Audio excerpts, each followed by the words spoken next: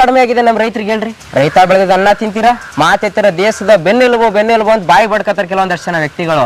ಇವತ್ತು ರೈತರ ಬೆನ್ನುಜ್ಜಕ್ಕೆ ಒಂದು ಹುಡುಗಿ ಕೊಡ್ತಾ ಇಲ್ಲ. ಇಲ್ಲಪ್ಪ ನಾ ರೈತರನ್ನ ಮದ್ವೆ ಆಗ್ತೀನಿ ಬಟ್ ಮದ್ವೆ ಆಗೋನ್ ಕೆಲಸ ಮಾಡಂಗಿಲ್ಲ ಅಂತ ಹೊಲದಲ್ಲಿ. ಮತ್ತೆ ರಪ್ಪ ಒಂದ್ ಕೆಲಸ ಮಾಡ್ತಾನ ಹೊಲದಲ್ಲಿ? ಇಡೀ ಜಗತ್ತಿಗೆ ಅನ್ನ ಹಾಕ್ತಾನೆ ರೈತ, ಕಟ್ಕೊಂಡವಳು ಒಬ್ಬನಿಗೆ ಅನ್ನ ಹಾಕಲ್ವಾ? ಜೊತೆಗೆ ನಿಮ್ಮ ಅಪ್ಪ ಅಮ್ಮನಿಗೂ ಸೇರ್ಸಿ ಅನ್ನ ಹಾಕ್ತಿವಿ ನಾವು ರೈತರು. ಬನ್ನಿ ಮದುವೆಯಾಗಿ ರೈತರ ಮಕ್ಕಳನ್ನ. ಈ ಪ್ರಪಂಚ ನಿಂತಿರೋದೇ 50% ಹುಡುಗಿರಿಂದ, 50% ದುಡ್ಡಿಂದ ಬ್ರದರ್. ಅವೆರಡರಿಂದನೇ ಎಲ್ಲ ಜನ ಹೋಗೋದು, ಜನ ಸಾಯೋದು, ಅವೆರಡಕ್ಕೋಸ್ಕರನೇ ಹೋರಾಡ್ತಾ ಇರೋದು ಈ ಪ್ರಪಂಚದಲ್ಲಿ. ಒಬ್ಬ ರಾಜಕೀಯ ವ್ಯಕ್ತಿಗೆ ಇವತ್ತು ಕೂತ್ಕ ಆರ್ಡರ್ ಮಾಡೋನ್ಗೆ ಇಂಗ್ಲಿಷ್ ಬರಲ್ಲ. ನಮ್ಮಂತ ಮಧ್ಯಮ ವರ್ಗದವ್ರಿಗೆ ಕೆಲ್ಸಕ್ಕೆ ಕೇಳ್ಕೊಂಡು ಹೋದಾಗ ಮುಚ್ಕೊಂಡು ಇಂಗ್ಲಿಷ್ ಅಲ್ಲಿ ಇಂಟರ್ವ್ಯೂ ಕೊಡ್ಬೇಕು ಅಂತ ಹೇಳ್ತಾರೆ ಕಂಪ್ನಿಯವರು. ಇದೆಷ್ಟರ ಮಟ್ಟಿಗೆ ಸರಿ?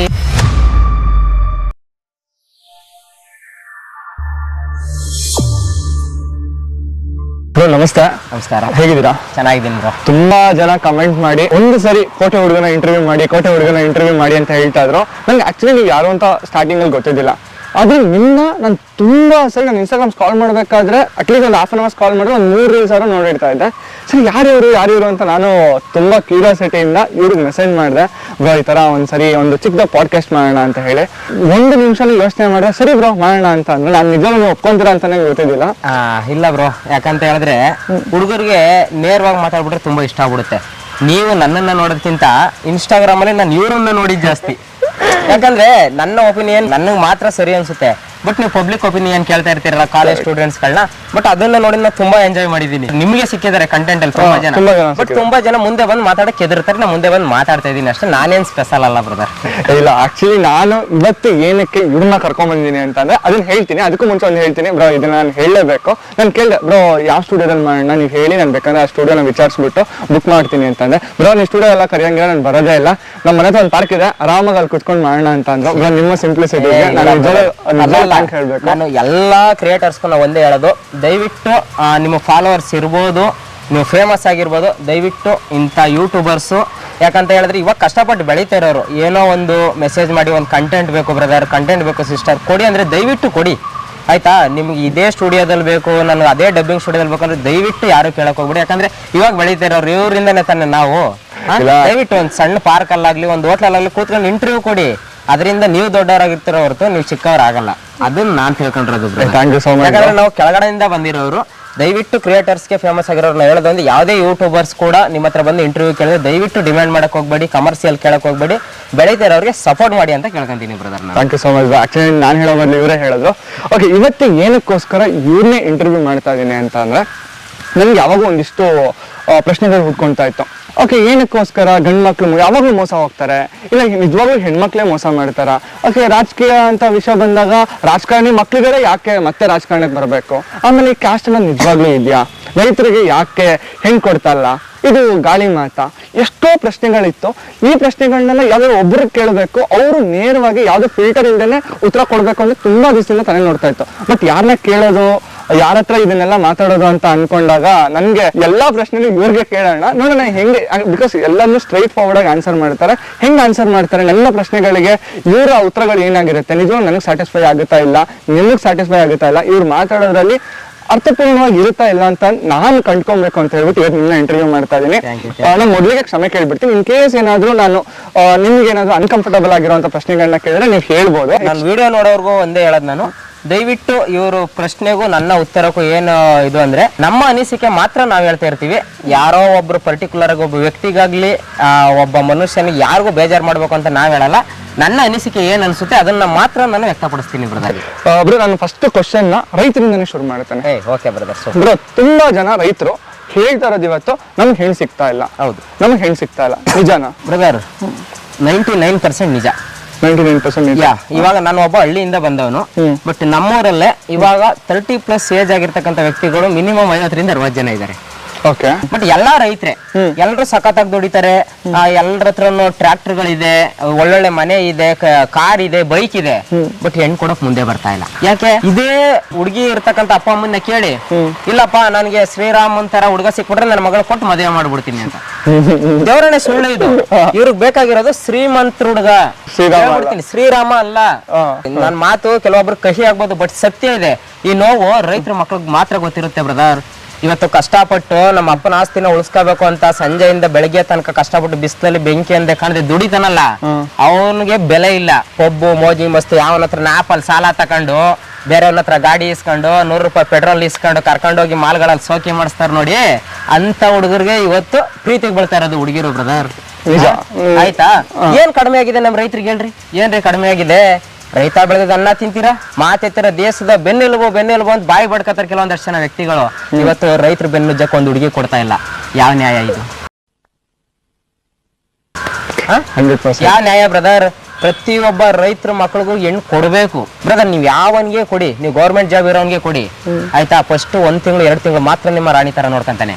ಬಟ್ ರೈತರಂಗಲ್ಲ, ನೀನ್ ಮದ್ವೆ ಆಗ್ಲಿಂದ ಸಾಯ ತನಕ ರಾಣಿನೇ ಅವಳು ಬ್ರದರ್. ಬಡವನಾದರೆ ಏನು ಪ್ರಿಯೇ ಕೈ ತುತ್ತು ತಿನ್ನಿಸುವೆ. ಅದನ್ನ ಅರ್ಥ ಮಾಡ್ಕೋಬೇಕು ಕೆಲವೊಂದು ಹುಡುಗಿರು ನಾನು ನೋಡಿದೀನಿ ಬ್ರದರ್. ಇಲ್ಲಪ್ಪ ನಾ ರೈತರನ್ನ ಮದ್ವೆ ಆಗ್ತೀನಿ. ರೈತರನ್ನ ಮದ್ವೆ ಆಗಕ್ಕೆ ಏನ್ ಬೇಕು ಅಂದ್ರೆ 5 ಎಕರೆ ಹೊಲ ಇರ್ಬೇಕು, ಕಾರ್ ಇರ್ಬೇಕು, BMW ಇರ್ಬೇಕು, KTM ಬೈಕ್ ಇರುತ್ತೆ. ಬಟ್ ಮದ್ವೆ ಆಗೋನ್ ಕೆಲಸ ಮಾಡಂಗಿಲ್ಲ ಅಂತ ಹೊಲದಲ್ಲಿ. ಮತ್ತೆ ಅಪ್ಪ ಒಂದ್ ಕೆಲಸ ಮಾಡ್ತಾನ ಹೊಲದಲ್ಲಿ.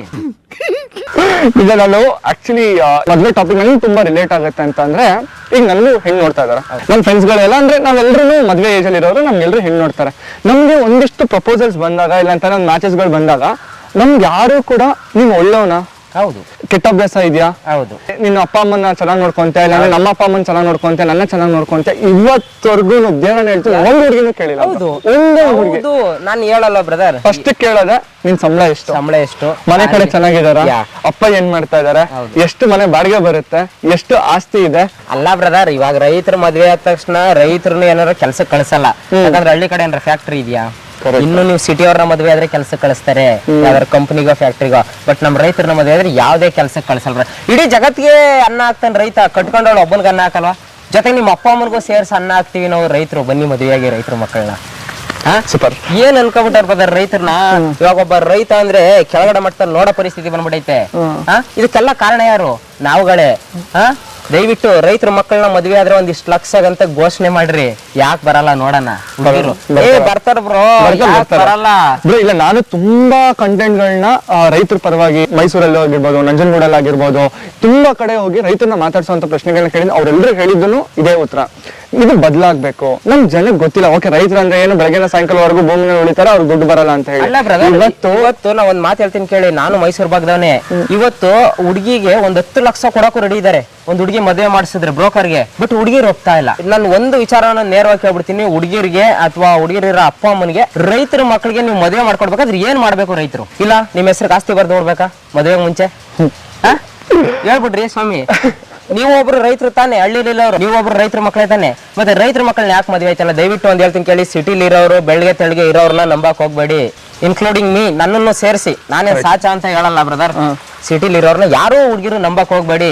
ನಿಮ್ಗೆ ತೆಳ್ಳಗೆ ಬೆಳಗ್ಗೆ ತೋರ್ಸ್ಬೋದು ಅಷ್ಟೇನೆ. ಸಿಟಿನ ಮದುವೆ ಆಗೋ ಹೊಸದಲ್ಲಿ ಫಾರಿನ್ನೇ ಕರ್ಕೊಂಡು ಹೋಯ್ತಾರಂತೆ ಹನಿಮೂನ್ಗೆ ಮದುವೆ ಆಗೋ ಹೊಸದ್ರಲ್ಲಿ. ಇನ್ನೇನು ಬೆಂಗಳೂರು ಕರ್ಕೊಂಡ್ ಮಾಲ್ ತೋರ್ಸೋ ದೊಡ್ಡ ವಿಚಾರ ಅಲ್ಲ ಹುಡುಗರಿಗೆ. ಅರ್ಥ ಮಾಡ್ಕೊಳ್ರಿ.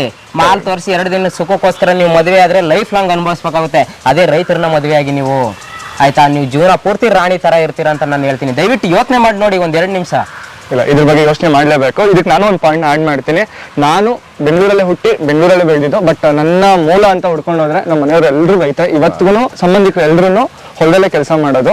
ನಿಜ ಹೇಳ್ತೀನಿ, ನಮ್ಮ ಕೆಲಸ ಅನ್ಸರ್ಟನ್. ಅಂದ್ರೆ ಇವತ್ತು ಹೋಗುತ್ತೋ ನಾಳೆ ಹೋಗುತ್ತೋ, US ಅಲ್ಲಿರೋ ಕಂಪ್ನಿ ಮುಗಿಸ್ತಾರೆ, ಮುಗೀತು ನಮ್ಮ ಕೆಲಸ. ರೈತರ ಹಂಗಲ್ಲ. ನಾಳೆ ದಿನ ಇಡೀ ದೇಶನೇ ಅವ್ರು ಆಳಿದ್ರು ಆಶ್ಚರ್ಯ ಪಡುವಂಥದ್ದಿಲ್ಲ. ಓಕೆ, ಇದನ್ನ ಪಕ್ಕಕ್ಕೆ ಇಡೋಣ ಬ್ರೋ. ನನ್ ಒಂದು ಹೇಳಿ, ನೀವು ಹೇಳಿದ್ರಿ ಓಕೆ ಮಾಲ್ಗಳಲ್ಲಿ ಹುಡುಗರು ಯಾರ ಹತ್ರ KTM ಬೈಕ್ ಇಸ್ಕೊಂಡ್ ಬರ್ತಾರೆ, ಇದೆಲ್ಲ ನಿಜ. ನಿಜವಾಗ್ಲೂ ಹುಡುಗಿಯಿಂದ ಏನಕ್ಕೆ ಅಷ್ಟೊಂದು ಹಿಂದೆ ಹೋಗ್ತಾರೆ ಅಂದ್ರೆ? ಇವಾಗ ಯಾರು ಕೂಡ ಓಕೆ ಒಂದೇ ಹುಡುಗಿ ಅಂತ ಹುಡುಗರು ಇರಲ್ಲ. ನಾನು ಇದನ್ನ ಹೇಳಲ್ಲ. ಓಕೆ, ಹುಡುಗ ಬರೀ ಒಂದೇ ಹುಡುಗಿನೇ ಕರ್ಕೊಂಡು ಹೋಗ್ತಾನೆ, ಆತರ ಇಲ್ದೇನೂ ಇದಾರೆ, ಇರೋರು ಇದಾರೆ ತುಂಬಾ ಜನ. ಬಟ್ ಹುಡುಗಿರು ಮೋಸ್ಟ್ ಆಫ್ ದ ಟೈಮ್ ಬೀಳೋದ ಅಂತವ್ರಿಗೆ. ಏನಕ್ಕೆ ನೋಡಿ ಬ್ರದರ್, ನಾನು ಇಂಥವ್ರಿಗೆ ಹೇಳೋಣ ಒಂದೇ. ಒಂದು ಹುಡುಗ ಮನೆ ಬಿಟ್ಟು 5 ದಿನ ಹೊರಗಡೆ ಹೋದ್ರು ಅವ್ರ ಅಪ್ಪ ಅಮ್ಮ ಪಕ್ಕದ ಮನೆಯವ್ರಿಗೆ ಏನಂತ ಹೇಳ್ಬೋದು ಹೇಳಿ? ನನ್ನ ಮಗ ಫ್ರೆಂಡ್ಸ್ ಜೊತೆ ಟ್ರಿಪ್ ಹೋಗಿದ್ದಾನೆ ಅಂತ ಹೇಳ್ಬೋದು. ಬಟ್ ಅದೇ ಒಂದು ಹುಡುಗಿ ಮನೆ ಬಿಟ್ಟು 5 ದಿನ ಹೋದ್ರೆ ಪಕ್ಕದ ಮನೆಯವ್ರು ಏನಂತ ಮಾತಾಡ್ತಾರೆ? Valid point. ಸಮಾಜ ಏನಂತ ಮಾತಾಡುತ್ತೆ? ಇವಾಗ ಕೆಲವೊಂದಷ್ಟು ಜನ ಹುಡುಗಿರು ಹೇಳ್ತಾರೆ, ನನಗೆ ಕಮೆಂಟ್ ಮಾಡ್ತಾರೆ, ಪರ್ಸನಲ್ ಆಗಿ ಮೆಸೇಜ್ ಮಾಡ್ತಾರೆ, ಏನ್ ಬ್ರೋ ಹುಡುಗರು ಮೋಸ ಮಾಡಲ್ವಾ? ಹುಡುಗರಿಗೆ ಏನ್ ಮಾಡಿದ್ರು ಓಕೆ ಅಂತಾರೆ ಈ ಸಮಾಜ. ಈ ಸಮಾಜ ಇರೋದೇ ಹಿಂಗೆ. ನಾನು 5 ಜನ ಹುಡುಗಿಯರ ಜೊತೆ ಇವತ್ತು ಹೋಗಿದ್ ಬಂದ್ರು ನನ್ನ ಮಗ ಗಂಡಸು ಅಂತ ಹೇಳ್ತಾರೆ ಬೇಕಾದ್ರೆ ಮನೆಯವರು. ಬಟ್ ಅದೇ ಹುಡುಗಿ 5 ಜನ ಹುಡುಗರ ಜೊತೆ ಹೋಗಿದ್ ಬಂದ್ರೆ ಸಮಾಜ ಬೇರೆ ಪದದಲ್ಲಿ ಕರೀತದೆ, ಹೇಳಕ್ ಬೇಕಾಗಿಲ್ಲ. ಅವ್ರ ಫ್ರೆಂಡ್ ರೀತಿನಲ್ಲಿ ಹೋದ್ರು ಸಮಾಜ ಹಂಗೆ ನೋಡುತ್ತೆ. ಫಸ್ಟ್ ಹುಡುಗಿರು ಬುದ್ಧಿ ಕಲ್ತ್ಕೊಬೇಕು ಏನ್ ಬ್ರದರ್. ಇವಾಗ ಮುಳ್ಳ ಮೇಲೆ ಹೋಗಿ ಬಾಳೆ ಎಲೆ ಬಿದ್ರೆ ಬಾಳೆ ಎಲೆದೇ ತಪ್ಪು, ಅರ್ಧೋಗೋದ್ ಬಾಳೆ ಎಲೆನೆ, ಮುಳ್ಳಿಗೆ ಏನು ಆಗಲ್ಲ. ಅರ್ಥ ಮಾಡ್ಕೊಬೇಕು ಅದನ್ನ. ಹುಡುಗರ್ಗೆ ಇನ್ನೂ 10 ಜನ ಹುಡುಗಿರು ಬಂದ್ರು ಒಪ್ಕೊಂತಾರಪ್ಪ. ಹುಡುಗರ್ಗೇನು ಈ ಪ್ರಪಂಚ ನಿಂತಿರೋದೇ ಅರ್ಧ ಪ್ರಪಂಚ ದುಡ್ಡಿಂದ, ಅರ್ಧ ಪ್ರಪಂಚ ಹುಡುಗಿರಿಂದ. ಈ ಪ್ರಪಂಚ ನಿಂತಿರೋದೇ 50% ಹುಡುಗಿರಿಂದ, 50% ದುಡ್ಡಿಂದ ಬ್ರದರ್. ಅವೆರಡರಿಂದನೇ ಎಲ್ಲ ಜನ ಹೋಗೋದು, ಜನ ಸಾಯೋದು, ಅವೆರಡಕ್ಕೋಸ್ಕರನೇ ಹೋರಾಡ್ತಾ ಇರೋದು ಈ ಪ್ರಪಂಚದಲ್ಲಿ ಬ್ರದರ್. ಆಯ್ತಾ? ಕರೆಕ್ಟ್, ಮಾತೇ ಇಲ್ಲ. ಕೆಲವೊಂದಷ್ಟು ಜನ ಹೇಳ್ತಾರೆ ಈ ಪ್ರಪಂಚದಲ್ಲಿ ಆಸ್ತಿ ದೊಡ್ಡದು, ಹಣ ದೊಡ್ಡದು, ಪ್ರೀತಿ ದೊಡ್ಡದು. ಮಣ್ಣು ದೊಡ್ಡದಿಲ್ಲ ಬ್ರದರ್. ಈ ಪ್ರಪಂಚದಲ್ಲಿ ಎರಡು ಬೇಕಾಗಿರೋದು ಜನಗಳಿಗೆ, ಒಂದು ಹುಡುಗಿ, ಇನ್ನೊಂದು ದುಡ್ಡು. ಇವೆರಡು ಇದ್ರೆ ಪ್ರಪಂಚನೇ ಓಕೆ, ಆರಾಮಾಗಿರುತ್ತೆ. ಇವಾಗ ಪ್ರತಿಯೊಬ್ಬ ವ್ಯಕ್ತಿನೂ ಇವತ್ತು ಹೋರಾಡ್ತಾ ಇರೋದು, ಸೋಷಿಯಲ್ ಮೀಡಿಯಾದಲ್ಲಿ ರೀಲ್ಸ್ ಮಾಡ್ತಾ ಇರೋದು, ಸೋಷಿಯಲ್ ಮೀಡಿಯಾದಲ್ಲಿ ಹಾರಾಡ್ತಾ ಇರೋದು, ಕೂಗಾಡ್ತಾ ಇರೋದೆಲ್ಲ ಒಂದು ಹುಡುಗಿಗೋಸ್ಕರ, ಒಂದು ದುಡ್ಡುಗೋಸ್ಕರ ಅಷ್ಟೇ ಬ್ರದರ್. ಯಾರು ಇಲ್ಲಿ ಒಳ್ಳೇದ್ ಮಾಡ್ಬೇಕು ಅಂತ ಬಂದಿಲ್ಲ. ಒಳ್ಳೇದ್ ಮಾಡ್ಬೇಕು ಅಂತ ಬಂದಿದ್ರೆ ನಮ್ಮ ದೇಶ, ನಮ್ಮ ರಾಜ್ಯ ಈ ತರ ಇರ್ತಾ ಇರ್ಲಿಲ್ಲ. ಓಕೆ, ಈ ಒಂದು ಟಾಪಿಕ್ ಇಟ್ಕೊಂಡೆ ಹೇಳ್ತೇನೆ. ಒಂದ್ ಸ್ವಲ್ಪ ಜನ, ಈಗ ನಾನು ತಗೊಂತೀನಿ ಆಬ್ವಿಯಸ್ಲಿ, ಇವಾಗ ನಾನು ಬೀದಿ ಸುತ್ತಿ ಯೂಟ್ಯೂಬ್ ಮಾಡೋದು ಬರೀ ನಮ್ ಜನಕ್ಕೆ, ಆಬ್ವಿಯಸ್ಲಿ ನನ್ನ ಒಂದು ಮೋಟೋ ಇದೆ. ಓಕೆ, ಜನಕ್ಕೆ ಅಂದ್ರೆ ಒಳ್ಳೇದ್ ಕೊಡ್ಬೇಕು, ಇಲ್ಲ ಒಳ್ಳೇದ್ ತಿಳಿಸ್ಬೇಕು, ಇಲ್ಲ ಅವ್ರಿಗೆ ಏನ್ ಗೊತ್ತಿಲ್ಲ ಅದನ್ನ ಇದ್ ಮಾಡ್ಬೇಕು. ನನ್ಗೆ 50 ಪೈಸಾನು ಲಾಭ ಇಲ್ಲ, ನನ್ಗೆ 1 ರೂಪಾಯಿ ಬರ್ತಾ ಇಲ್ಲ ಅಂತಂದ್ರೆ ನಾನು 5-6 ವಿಡಿಯೋ ಮಾಡ್ಬಿಟ್ಟು ಸುಮ್ಮನೆ ಆಗ್ತಾ ಇದ್ದೆ. ನಿಜವಾಗ್ಲೂ ಎಲ್ರಿಗೂ ಒಂದು ಇನ್ಕಮ್ ಇರುತ್ತೆ, ಅಟ್ಲೀಸ್ಟ್ ಸಸ್ಟೈನ್ ಆಗ್ಬೇಕು, ಇಲ್ಲ ಒಂದು ಗ್ರೋತ್ ಇರಬೇಕು. ಇವತ್ತು ನಾನು ಹೆಂಗಿದ್ದೀನಿ, ನಾಳೆ ನನ್ನನ್ನೇ ನಾನು ಬೇರೆ ಕಡೆ ನೋಡ್ಕೊಬೇಕು ಅಂತಾನೆ ಇರೋದು. ನಿಮ್ಮ ಪ್ರಕಾರ ನಮ್ಮ ಕರ್ನಾಟಕದಲ್ಲಿ ಏನ್ ಬದಲಾಗ್ಬೇಕು? ಹಾ ನೋಡಿ ಬ್ರದರ್, ಇವಾಗ ಒಬ್ರು ರಾಜಕೀಯ ವ್ಯಕ್ತಿ, ಅವ್ರಿಗೆ ಏಜ್ ಆಯ್ತು, ಮತ್ತೆ ಅವ್ರ ಮಗ ಬಂದು ಕೂತ್ಕೊಂತಾನೆ ಸ್ಟೆಪ್ಸ್ಗೆ. ಕರೆಕ್ಟ್. ಇವಾಗ ನಾ ರಾಜಕೀಯ ವ್ಯಕ್ತಿಗಳಿಗೆ ಕೇಳ್ತೀನಿ, ರಾಜಕೀಯ ವ್ಯಕ್ತಿಗಳು ಎಷ್ಟೆಷ್ಟು ಸ್ಟಡಿ ಮಾಡಿದೀರಾ ನೀವು? ಎಷ್ಟೆಷ್ಟು ಓದಿದೀರಾ? ಇಂಗ್ಲಿಷ್ ಅಲ್ಲಿ ಭಾಷಣ ಬರುತ್ತೆ, ಎಷ್ಟು ಭಾಷೆಗಳು ಬರುತ್ತೆ? ಅದೇ ನೀವು ಸ್ಟೂಡೆಂಟ್ಸ್ ಆಗಿ ಒಬ್ಬ ರೈತನ ಮಗನಾಗಿ ಒಂದು ಹೈಯರ್ ಸ್ಟಡೀಸ್ ನ ಮುಗಿಸಿ ಇಂಟರ್ವ್ಯೂಗೆ ಹೋದ ನಿಮ್ಗೆ ಮುಚ್ಕೊಂಡು ಇಂಗ್ಲಿಷ್ ಅಲ್ಲಿ ಇಂಟರ್ವ್ಯೂ ಮಾಡು ಅಂತ ಕೇಳ್ತಾರೆ ಅವ್ರ ಕಂಪನಿಯವರು. ಇದು ಎಷ್ಟರ ಮಟ್ಟಿಗೆ ಸರಿ? ಕರೆಕ್ಟ್. ನೀವು ಒಬ್ಬ ರಾಜಕೀಯ ವ್ಯಕ್ತಿಗೆ ಇವತ್ತು ಕೂತ್ಕ ಆರ್ಡರ್ ಮಾಡೋನ್ಗೆ ಇಂಗ್ಲಿಷ್ ಬರಲ್ಲ, ಅದೇ ಕೆಳಗಡೆ ಇರ್ತಕ್ಕಂತ ನಮ್ಮಂತ ಮಧ್ಯಮ ವರ್ಗದವ್ರಿಗೆ ಕೆಲ್ಸಕ್ಕೆ ಕೇಳ್ಕೊಂಡು ಹೋದಾಗ ಮುಚ್ಕೊಂಡು ಇಂಗ್ಲಿಷ್ ಅಲ್ಲಿ ಇಂಟರ್ವ್ಯೂ ಕೊಡ್ಬೇಕು ಅಂತ ಹೇಳ್ತಾರೆ ಕಂಪ್ನಿಯವರು. ಇದೆಷ್ಟರ ಮಟ್ಟಿಗೆ ಸರಿ? ಫಸ್ಟ್ ಮೇಲ್ಗಡೆ ಇರೋರ್ನ ಕೇಳಿದೀರಾ ನೀವು ಇಂಗ್ಲಿಷ್ ಬರುತ್ತಾ ಬರಲ್ವಾ? ಇವ್ರಿಗೆ ಬೇಕಾಗಿರೋ ದುಡ್ಡು ಸ್ವಾಮಿ, ದುಡ್ಡು. ಇಲ್ಲಿ ಯಾವನು ಬಡವ್ರನ್ನ ಉದ್ಧಾರ ಮಾಡ್ಬೇಕು ಅಂದ್ರೆ ಮುಚ್ಕೊಂಡು ಕೆಲಸ ಕೊಡ್ತಾನೆ ಬಡವ್ರಿಗೆ, ಮಧ್ಯಮ ವರ್ಗದವ್ರಿಗೆ. ಮೇಲಿಂದ ದುಡ್ಡು ಬೇಕು ಇವ್ರಿಗೆ, ಮೇಲವ್ರಿಗೆ ಅದ್ರ ಮೇಲಿಂದ ದುಡ್ಡು ಬೇಕು. ಇಲ್ಲಿ ಬಡವ್ರು ಬೇಕಾಗಿಲ್ಲ, ಬಡವ್ರು ಮುಚ್ಕೊಂಡು ಇಂಗ್ಲಿಷ್ ಕಲಿ ಅಂತ ಹೇಳ್ತಾರೆ. ಎಷ್ಟು ಜನ ಇವಾಗ ಇಂಟರ್ವ್ಯೂಗೆ ಹೋಗಿರ್ತೀರಾ MNC ಕಂಪ್ನಿಗಳಿಗೆ, ಯಾವನಾದ್ರೂ ಕನ್ನಡದಲ್ಲಿ ಕೇಳ್ತಾನ? ಇಲ್ಲ. ನಿಮ್ಗೆ ಯಾವ ಭಾಷೆಯಲ್ಲಿ ಬರುತ್ತೋ ವರ್ಕ್ ಸೆಕೆಂಡ್ರಿ, ವರ್ಕ್ ಪಾಡಿ ಇದೇ ಭಾಷೆಯಲ್ಲಿ ಮಾಡ್ಬೇಕು ಅಂತ ಏನಿರಲ್ಲ. ವರ್ಕ್ ಮ್ಯಾಥಮೆಟಿಕ್ಸ್ ಹಿಂದಿಲಿ ಮಾಡು ಅಂದ್ರೆ ಆಗುತ್ತಾ? ಅದನ್ನ ತಮಿಳಲ್ಲಿ ಮಾಡು ಅಂದ್ರೆ ಆಗುತ್ತಾ? ಅದ್ರ ವರ್ಕ್ ಅದ್ರ ಪಾಡ್ಗ ಅದು ಸಪ್ರೇಟ್ ವೇ ಇರುತ್ತೆ. ಬಟ್ ಇಂಟರ್ವ್ಯೂ ಯಾಕೆ ಇಂಗ್ಲಿಷ್ ಅಲ್ಲೇ ಬೇಕು ಇವ್ರಿಗೆ? ಇಂಟರ್ವ್ಯೂ ಮಾಡ್ಬೋದಲ್ಲ. ಇದನ್ನ ರಾಜಕೀಯ ವ್ಯಕ್ತಿಗಳು ತಿಳ್ಕೊಬೇಕು. ಇವಾಗ ನೀವ್ ಏನ್ ಓದಿದ್ದೀರಾ ಬ್ರದರ್? ನಾನು ಡಿಗ್ರಿ ಮುಗಿಸಿದ್ದೀನಿ, ಬಿಕಾಮ್ ಮಾಡಿದ್ದೀನಿ. ಬಿಕಾಮ್ ಮಾಡಿದೀರಾ? ನೀವು ಓದಕ್ಕೂ ನೀವು ಮಾಡ್ತಾ ಇರೋ ಕೆಲಸಕ್ಕೂ ಒಂದಕ್ಕೊಂದು ಸಂಬಂಧನೇ ಇಲ್ಲ. ಸಂಬಂಧನೇ ಇಲ್ಲ. ಈ ಸಿಚುವೇಶನ್ಗೆ ಕಾರಣ ಯಾರು? ಯಾವನಾದ್ರೂ ಇದನ್ನ ಪ್ರಶ್ನೆ ಮಾಡಿದೀರಾ? ನೀವು ದೊಡ್ಡ ಸಿಗಲ್ಲಪ್ಪ, MLA ಅವರು, ಮಿನಿಸ್ಟರ್ಗಳು ಸಿಗಲ್ಲ ನಿಮ್ ಕೈಗೆ. ಅಟ್ಲೀಸ್ಟ್ ಗ್ರಾಮ ಪಂಚಾಯತಿ ಅಧ್ಯಕ್ಷರ ಜೊತೆ ಮಾತಾಡ್ರಿ ಕೂತ್ಕೊಂಡು. ನಮ್ಮ ಗ್ರಾಮದಲ್ಲಿ ಇರ್ತಕ್ಕಂಥ ಸ್ಟೂಡೆಂಟ್ಸ್ಗಳಿಗೆ ಒಂದಷ್ಟು ಕೆಲಸಗಳನ್ನ ಒದಗಿಸಿ ತಾಲೂಕ್ ಪಂಚಾಯತಿಲಿ ಹೋರಾಡಿ ಅಂತ ಕೇಳ್ರಿ. ನಿಮ್ಗೆ ಅಧಿಕಾರ ಇದೆ. ಇವತ್ತು ನಾನು ಒಬ್ಬ ಮಾತಾಡ್ತಾ ಇದ್ದೀನಿ ಬ್ರದರ್, ಪ್ರತಿಯೊಬ್ರು ಮಾತಾಡಿದ್ರೆ ಯಾಕೆ ಆಗಲ್ಲ ಈ ಸಮಾಜದಲ್ಲಿ? ನಾನು ಅದಕ್ಕೋಸ್ಕರನೇ ಇಷ್ಟು ಪ್ರಶ್ನೆಗಳನ್ನ ನಿಮ್ಗೆ ಕೇಳ್ತಾ ಇರೋದು. ನಾನು ಹೇಳ್ತಿದ್ದೀನಲ್ಲ, ವಿಡಿಯೋ ಇವಾಗ ಒಂದು 10,000 ಜನ ನೋಡ್ಬೋದಿಲ್ಲ, 1 ಲಕ್ಷನೇ ನೋಡ್ಬೋದು. ಅದ್ರಲ್ಲಿ 1 ಲಕ್ಷ ಜನ ಚೇಂಜ್ ಆಗ್ತಾರೆ ಅನ್ನೋದು ಸುಳ್ಳು, ಆದ್ರೆ ಒಬ್ರಾದ್ರು ಚೇಂಜ್ ಆಗ್ತಾರೆ. ಖಂಡಿತ ಬ್ರದರ್. ಸೊ ಅದಕ್ಕೋಸ್ಕರನೇ ಮಾಡ್ತಾ ಇರೋದು. ಬ್ರೋ, ನೀವು ಹೇಳಿದ್ರಲ್ಲ, ನನಗೆ ಇದು ಪಾಯಿಂಟ್ ತುಂಬಾ ವ್ಯಾಲಿಡ್ ಅಂತ ಅನಿಸ್ತು. ನಾನು ಒಂದ್ ಸ್ವಲ್ಪ ದಿನ ಗೌರ್ಮೆಂಟ್ ಕೆಲ್ಸಕ್ಕೋಸ್ಕರ ಟ್ರೈ ಮಾಡ್ತಾ ಇದ್ದೆ. ನೋಟಿಫಿಕೇಶನ್ ಆಗಿತ್ತು, ಬರೋ ನೋಟಿಫಿಕೇಶನ್ಸ್ಗೆಲ್ಲ ಅಪ್ಲೈ ಮಾಡ್ತಾ ಇದ್ದೆ. ನಮ್ಮ ರಾಜಕೀಯದಲ್ಲಿ ಎಷ್ಟು ಮಟ್ಟಿಗೆ ಹದಗೆಟ್ಟು ಹೋಗಿದೆ ಅಂತ ಅಂದ್ರೆ, ದುಡ್ಡು ಕೊಟ್ಟವನ್ಗೆ ಕೆಲಸ, ಹೌದು, ಇಲ್ಲ ಅಂತಾನೆ ಕೆಲಸ. ಇದು ಬದಲಾಗುತ್ತಾ ಆಗಲ್ವಾ? ಅಷ್ಟೇ ಹೇಳ್ಬಿಡಿ. ನೋ ಬ್ರೋ, ಬದಲಾಗಲ್ಲ. ನೀವು ಯಾವ ಸಂವಿಧಾನದಲ್ಲಿ ಒಂದೇ ಪಕ್ಷ ಆಡಳಿತ ಮಾಡಬೇಕು ರಾಜ್ಯದಲ್ಲಿ ಅಂತ ಇದೆ ತೋರಿಸಿ. ಕರೆಕ್ಟ್. ಇವಾಗ 3 ಪಕ್ಷಗಳಿದೆ ಅನ್ಕೊಳ್ಳಿ ನಮ್ಮ ರಾಜ್ಯದಲ್ಲಿ. 3 ಪಕ್ಷಗಳ ಉದ್ದೇಶ ಏನು? ನಮ್ಮ ರಾಜ್ಯನ ಉದ್ಧಾರ ಮಾಡಬೇಕು, ನಮ್ಮ ರಾಜ್ಯನ ಉನ್ನತ ಮಟ್ಟಕ್ಕೆ ತಗೊಂಡು ಹೋಗ್ಬೇಕು, ಇಲ್ಲಿರ್ತಕ್ಕಂಥ ಬಡತನವನ್ನ ನಿರ್ಮೂಲನೆ ಮಾಡ್ಬೇಕು ಅಂತ. ಕರೆಕ್ಟ್. ಇವ್ರು ಎಲೆಕ್ಷನ್ ಬಂದಾಗ ಒಂದೊಂದು ಪಕ್ಷದಿಂದ 100 ಕೋಟಿ ಅಂದ್ರೂ 300 ಕೋಟಿ ಆಯ್ತು. ಆ 300 ಕೋಟಿನ ಬಡವರಿಗೆ ಕೊಟ್ಟು ಇಲ್ಲಿ ಇರ್ತಕ್ಕಂಥ ಕೆಲಸಗಳನ್ನ ಮಾಡಿಸಿ 3 ಸರ್ಕಾರದವ್ರ ಹೆಸರು ತಗೋಬೋದಲ್ಲ ಸ್ವಾಮಿ? ಅದೇ 100 ಕೋಟಿ ಕುಡಿಯೋದಕ್ಕೆ ಲಂಚ ಅಂತ ಕೊಡ್ತೀರಾ. ಇದನ್ನ ಜನ ಉದ್ಧಾರ ಮಾಡ್ಬೇಕು ಅಂತ ಮಾಡ್ತಾವ್ರ, ಇಲ್ಲ ಇವರು ಹಣ ಅಧಿಕಾರದ ಆಸೆ ಮಾಡ್ತಾರ ನೀವ್ ಹೇಳ್ಬೇಕಲ್ಲ. ಇವಾಗ ಈ ವಿಡಿಯೋ ನೋಡ್ತಾ ಇರೋರು ಹೇಳಿ, 3 ಪಕ್ಷಗಳ ಉದ್ದೇಶ ಒಂದೇ, ನಮ್ಮನ್ನ ಉದ್ಧಾರ ಮಾಡ್ಬೇಕು, ಕರ್ನಾಟಕ ರಾಜ್ಯನ ಚೆನ್ನಾಗಿ ನೋಡ್ಕೊಬೇಕು ಅಂತ. 3 ಪಕ್ಷಗಳು ಒಟ್ಟಿಗೆ ಶೇರ್ ಮಾಡಿ ಸ್ವಾಮಿ. ಒಬ್ಬೊಬ್ರೇ ಮಾಡ್ಬೇಕು ಅಂತ ಏನು ಎಲ್ಲೈತೆ ರೂಲ್ಸ್? ಇವಾಗ ಬಿಜೆಪಿ ಅವ್ರು ಖರ್ಚು ಮಾಡಿದ್ರು, ದಳದವ್ರು ಖರ್ಚು ಮಾಡಿದ್ರು ಅಷ್ಟು ಕೋಟಿಗಳು. ಸೋತ್ಮೇಲೆ ಹೇಳ್ತಾರೆ ನಮ್ದು ಅಷ್ಟು ಕೋಟಿ ಖರ್ಚಾಯ್ತು, ಜನಗಳು ಮೋಸ ಮಾಡ್ಬಿಟ್ರು. ಈ ಕ್ಷೇತ್ರದಲ್ಲಿ ಅಷ್ಟು, ಅದೇ ಕ್ಷೇತ್ರದಲ್ಲಿ ಸ್ವಾಮಿ ನೀವು ಕುಡಿಯೋದಕ್ಕೆ ಬಿಟ್ಟು ಕಬಾಬ್ಗೆ ದುಡ್ಡು ಕೊಡೋದನ್ನ ಬಿಟ್ಟು ರೋಡ್ನ ರೆಡಿ ಮಾಡ್ಸೋ. ಸೋತ್ರು ಕೊಡೋದು ನಿನ್ನ ಹೆಸರು ಉಳಿಯುತ್ತೆ ಸಾಯ ತನಕ. ನಿಜ 100%. ಸೋತ್ರು ಹೆಸರು ಉಳಿಯುತ್ತೆ ಗುರು. ನೀವು ಕುಡಿಯೋಕ್ಕೆ ಖರ್ಚು ಮಾಡ್ಬಿಡಿ. ಸೀರೆ ಕೊಡ್ತೀನಿ, ಬಳೆ ಕೊಡ್ತೀನಿ, ರೌಕೆ ಕೊಡ್ತೀನಿ. ಗುರು ಇಲ್ಲಿ ಯಾವನು ಬಟ್ಟೆ ಕಾಣದೆ ನಿಂತಿಲ್ಲ ಗುರು ನಮ್ಮ ಕರ್ನಾಟಕದಲ್ಲಿ. ಅಷ್ಟು ಬಡವರು ಆಗಿಲ್ಲ ನಮ್ಮ ಕರ್ನಾಟಕದವರು. ನಿಮ್ಗೆ ಎಲ್ಪ್ ಮಾಡೋ ತಾಕತ್ತಿದ್ರೆ ಬಂದು ಒಂದು ರೋಡ್ ರೆಡಿ ಮಾಡಿಸ್ರಿ. ಊರಲ್ಲಿ ನಿಂತ್ಕೊಂಡು ಏನಪ್ಪ ನಾ ಎಲೆಕ್ಷನ್ ನಿಂತ ಹೇಳಿದೀನಿ, ನೀನ್ ಗೆಲ್ಲಕ್ ಮಧ್ಯೆ ನಾನು ರೋಡ್ ರೆಡಿ ಮಾಡಿಸ್ತಾ ಇದ್ದೀನಿ. ನಮ್ಮ ಜನಗಳು ಯಾವತ್ತೂ ಅನ್ನ ತಿಂದ ತಟ್ಟೆಗೆ ಹುಚ್ಚೋಗೆ ಬುದ್ಧಿ ಮಾಡಲ್ಲ. ಖಂಡಿತ ಗೆಲ್ಲಿಸ್ತಾರೆ ನಿಮ್ನ.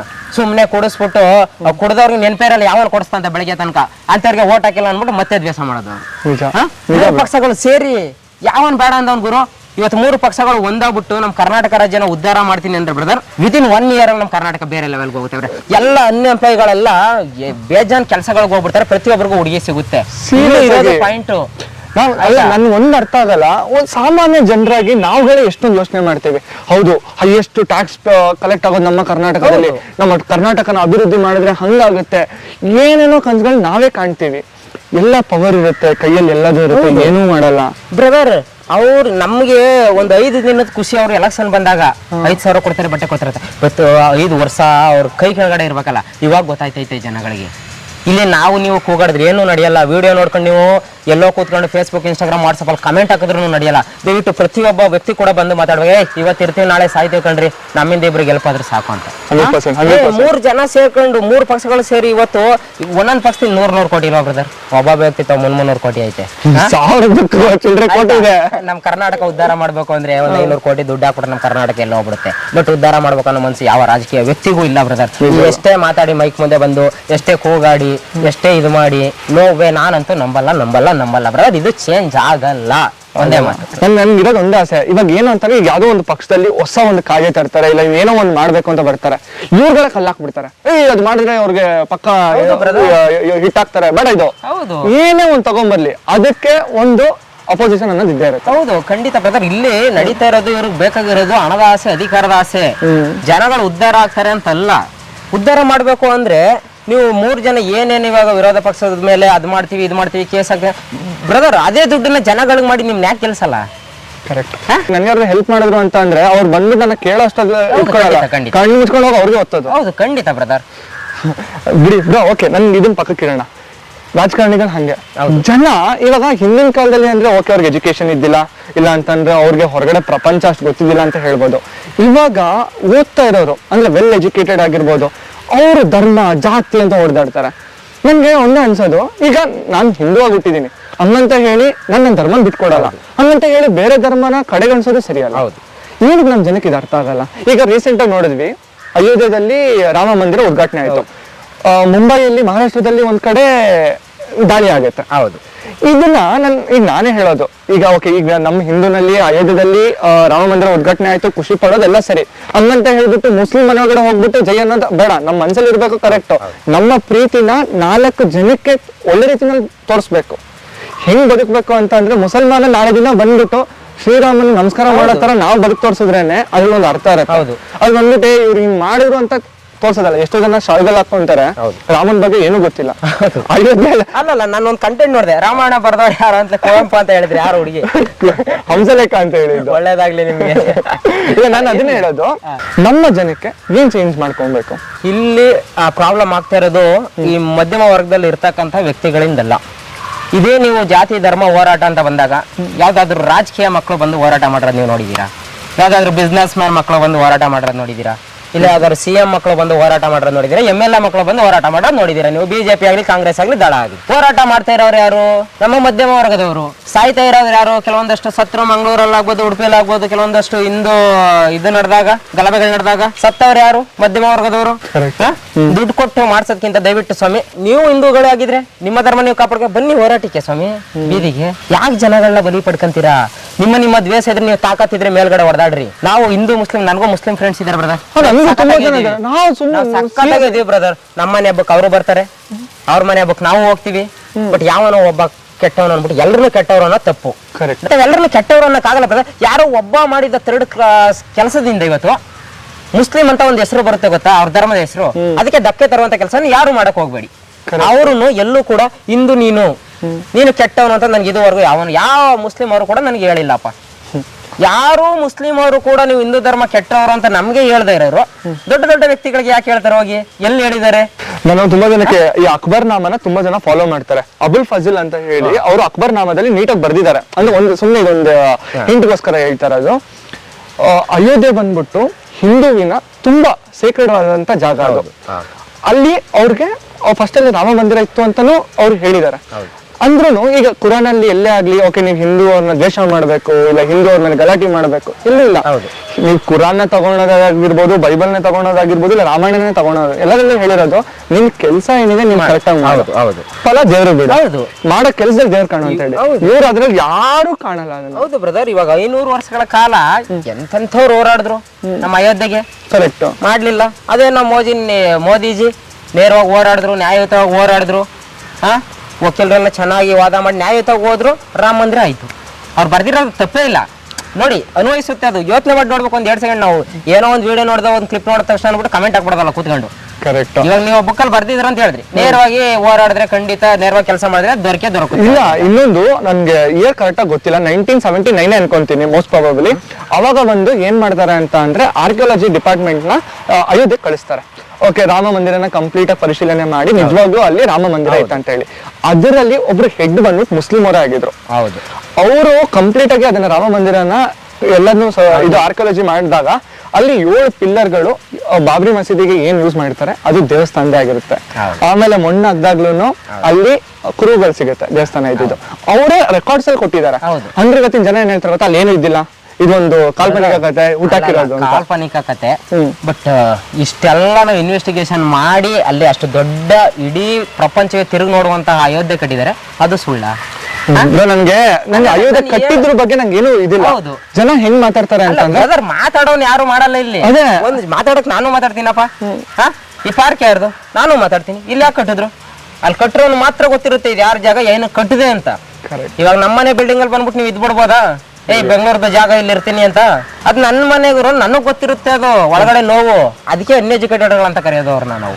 ನಾನು ಇದರಿಂದ ಒಂದೇ ಒಂದು ರಿಕ್ವೆಸ್ಟ್ ಮಾಡೋದು, ಯಾರೋ ಒಬ್ರು ಓಕೆ ನಾನು ಮುಸಲ್ಮಾನರೇ ಆಗಿರ್ಬೋದು, ಇಲ್ಲ ಕ್ರಿಶ್ಚಿಯನ್ಸ್ ಆಗಿರ್ಬೋದು, ಇಲ್ಲ ಹಿಂದೂನೇ ಆಗಿರ್ಬೋದು, ಅಯೋಧ್ಯೆನ ಹೊಡೆದಾಕ್ಬಿಡ್ತೀನಿ, ನಮ್ ನೆಕ್ಸ್ಟ್ ಸರ್ಕಾರ ಬರುತ್ತೆ, ದಯವಿಟ್ಟು ಈ ತರ ಪದಗಳನ್ನ ಯಾರು ಬಳಸಬೇಡಿ. ಒಬ್ರು ಮಾಡೋದ್ರಿಂದ ಈಗ ಯಾರೋ ಒಬ್ಬರನ್ನ ನೀವು ಕೇಳಿದ್ರಿ ಅಂತಂದ್ರೆ ಆ ಧರ್ಮದಲ್ಲಿ ಇರೋರೆಲ್ಲ ಹಂಗೆ ಅಂತ ಹೇಳ್ಬಿಟ್ಟು ನೀವು ಕೂಡ ಅದನ್ನ ಮನೋಭಾವನೆ ಫಸ್ಟ್ ತೆಗ್ದಾಕ್ಬಿಡಿ. ಬದುಕಿದ್ರೆ ರಾಮನ್ ರಹೀಮ್ ಇಬ್ರು ದೋಸ್ತುಗಳ ತರ ಬರ್ಕೋಣ, ಆಗ್ಲೇ ಒಳ್ಳೆ ಕೆಲಸ ಮಾಡೋಣ, ಜೊತೆಗಿರೋಣ. ಈ ದ್ವೇಷ ಹಚ್ಚೋದು, ಇಲ್ಲ ಇನ್ನೊಂದು ಕಿಚ್ಚ ಹಚ್ಚೋದು, ಇಲ್ಲ ಯಾರೋ 3ನೇ ವ್ಯಕ್ತಿಗೋಸ್ಕರ ನೀವುಗಳು ಪ್ರಾಣ ಕೊಟ್ಕೊಂಡ್ರೆ ನಿಮ್ಮ ಸಂಸಾರದಲ್ಲಿ ನೀವೊಬ್ರು ಮೈನಸ್ ಆಗ್ತಿರೋ ಹೊರತು ಇನ್ನೇನೋ ಬರಲ್ಲ. ದಯವಿಟ್ಟು ಇರೋದೊಂದು ಜೀವನ, ಎಲ್ರು ಖುಷಿಯಾಗಿ ಕಳೆದು ಬಿಡೋಣ. ಒತ್ಕೊಂಡು ಹೋಗಂತದ್ ಏನಿಲ್ಲ ಸ್ವಾಮಿ, ಒತ್ಕೊಂಡು ಹೋಗಂತದ್ ಏನಿಲ್ಲ. ದೊಡ್ಡವರು ನಿಮ್ಮ ಹೆಸರು ಹೇಳ್ಕೊಂಡು ದುಡ್ಡು ಮಾಡ್ಕೊಂಡು ದೊಡ್ಡದಾಗ ಓಡಾಡ್ತಾರೆ ಬೇರೆ ದೇಶಗಳಲ್ಲಿ. ಬಟ್ ನೀವು ರೋಡಲ್ಲಿ ಜಗಳ ಆಡ್ಕೊಂತ ಇದ್ರಿ, ನೀವು ನಿಮ್ ದೋಸ್ತಿಗಳು ಸೇರ್ಕೊಂಡು. ದಯವಿಟ್ಟು ಹಿಂದೂ ಆಗ್ಲಿ ಮುಸ್ಲಿಂ ಆಗ್ಲಿ ಅಣ್ಣ ತಮ್ದಿರ್ತಾರೆ, ಇದು ಬಿಡೋಣ ಗುರು. ಎಲ್ಲಾ ದೇವರು ಒಂದೇ ನಮ್ಗೆ ಗುರು. ನಾವ್ ಬೆಳಿಗ್ಗೆ ಹೇಳ್ತಂದ್ರೆ ಕ್ರಿಶ್ಚಿಯನ್ ಯೇಸು ಸ್ವಾಮಿ ನೆನ್ಸ್ಕೊತೀವಿ, ಅಲ್ಲಾರು ನೆನ್ಸ್ಕೊತೀವಿ, ಶಿವ ಪಾರ್ವತಿನೂ ನೆನ್ಸ್ಕೊಂತೀವಿ.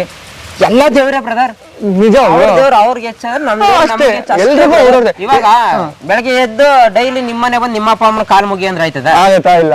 ಬೆಳಗ್ಗೆ ಎದ್ದು ನಮ್ಮ ಅಪ್ಪನು ನಾವ್ ದೇವ್ರು ಅಂತ ಕಾಲ್ ಮುಗಿತೀವಿ. ಇಷ್ಟೇ ತಿಳ್ಕೊಬೇಕಾಗಿರೋದು.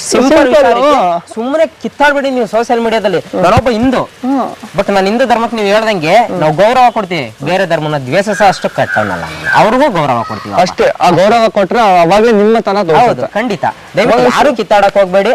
ಅಯೋಧ್ಯೆ ಎಲ್ರು ಬನ್ನಿ, ಎಲ್ರಿಗೂ ಮಾಡಿರ್ತಕ್ಕಂಥದ್ದು. ನಾವು ಕೂಡ ನಿಮ್ಮ ದೇವಸ್ಥಾನಗಳಿಗೂ ಬರ್ತೀವಿ ಖಂಡಿತ.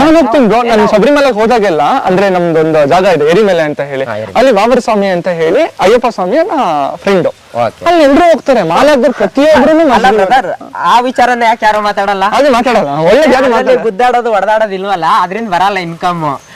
ಇದ್ರ ಬಗ್ಗೆ ನೀವು ಹೇಳಿದ್ರಲ್ಲ, ನನಗೂ ಗೊತ್ತಿರ್ಲಿಲ್ಲ. ಇದ್ರ ವಿಚಾರ ಬಗ್ಗೆ ಯಾಕೆ ಮಾತಾಡ್ತಿಲ್ಲ ನೀವು? ಯಾರಾದ್ರೂ ಶಬರಿಮಲೆಗೆ ಹೋಗಿರೋರು ತುಂಬಾ ಜನ ಇರ್ತಾರೆ ನಮ್ಮ ಹಿಂದೂಗಳು. ನೀವು ಹೋಗಿರ್ತೀರಾ ದೇವಸ್ಥಾನಕ್ಕೆ ಅನ್ಕೋತೀನಿ, ಮ್ಯಾಕ್ಸಿಮಮ್ 50% ಆದ್ರೂ ಹೋಗಿರ್ತೀರ ಅಲ್ಲಿ ಹೋದ್ರೆ. ಪ್ರತಿಯೊಬ್ರು ಅಲ್ಲಿ ಹೋದಾಗ ಹೋಗ್ಲೇಬೇಕು. ಇದ್ರ ಬಗ್ಗೆ ಯಾಕೆ ಮಾತಾಡಲ್ಲ? ಅಣ್ಣ ತಂದಿರ್ತಾರೆ ಇದಿರ ಅವ್ರ ದೇವ್ರುಗಳೇ ಚೆನ್ನಾಗಿದ್ದಾರೆ. ನಾವ್ ಯಾಕ್ರಿ ಕಿತ್ತಾಡೋಣ, ಇಬ್ಬರನ್ನು ಪೂಜೆ ಮಾಡೋಣ, ಇಬ್ಬರಿಗೂ ಒಳ್ಳೇದ್ ಮಾಡಿ ಅಂತ ಕೇಳ್ಕೊಳ್ಳೋಣ. ಕೆಟ್ಟವ್ರು ಯಾರು ಆ ದೇವ್ರುಗಳೇ ಶಿಕ್ಷೆ ಕೊಡ್ಲಿ ಅಷ್ಟೇ. ಮತ್ತೆ ಭೇಟಿಯಾಗೋಣ. ನಮಸ್ಕಾರ.